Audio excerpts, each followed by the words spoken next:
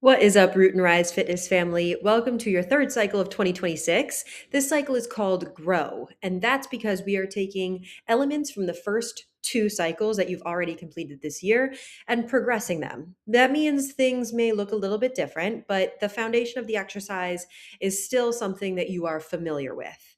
This cycle, our KPIs that we are working towards is to find your 5 rep maximum for your Bulgarian split squat, everyone's favorite. I can hear the excitement already, as well as maximum rep count for the dumbbell snatch, which also means that you are going to learn the dumbbell snatch this cycle, which is very exciting. You are going to have the option of 2 lower body-ish focused days, with one being targeted lower body, the other being total with a lower body focus, and an upper body conditioning day.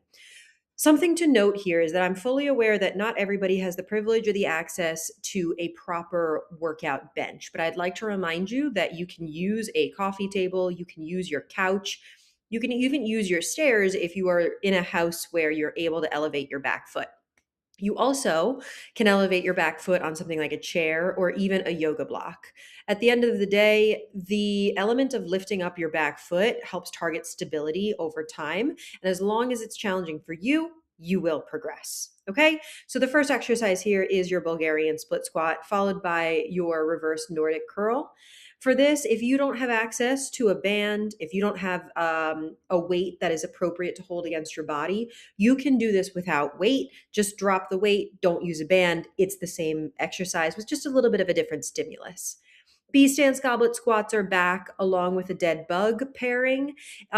You can choose any core exercise that you like. So if dead bugs are not your favorite because they scratch your brain in a weird kind of way, plank shoulder taps or bear hold shoulder taps, waterfall crunches, you can check out my YouTube channel and pick any of the core listed exercises to substitute in here.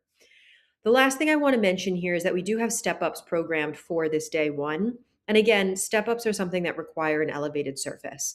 So if you do not have access to a stable elevated surface, the suggestion here is that you substitute in a reverse lunge of your choice. Okay.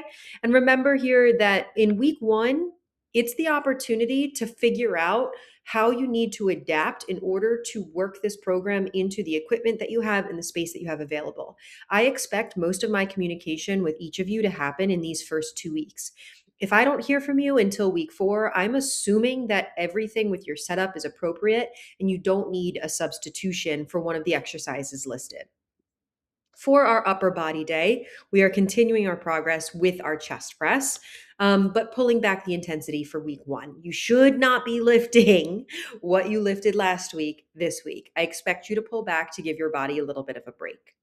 Z presses are in this cycle again, carryover from last cycle, as well as push ups, bicep curls, and face pulls. Now, I understand again with the face pull that not everybody has access to a band or to a cable machine.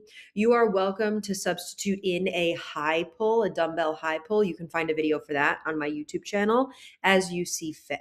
Okay, we're looking for a pulling motion that's going to help train your scapula or the muscle in the back of your body, the 2 shoulder blades. Conditioning. Now, this is where you're going to be able to practice the speed output for your snatch test at the end of this cycle. So, one of our big KPIs is the dumbbell snatch. If you skip this circuit every week, you likely will not be happy with your output at the end of these 6 weeks. So, my encouragement, gentle encouragement to all of you, is that you do your circuit at least twice throughout this 6 week block. Okay. I'm happy to negotiate with you. We got to put in a little bit of effort here, folks, if we want to see some change. Last up is our total body day. We're bringing back Cossack lunges. If you've never done these before, I expect to see a video from you in my inbox because these are a little bit nuanced and they're a fantastic way to stretch and strengthen through your hips in a lateral plane of motion.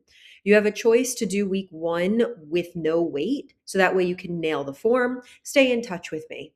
Next up, this is where we've got the dumbbell snatch entering the conversation.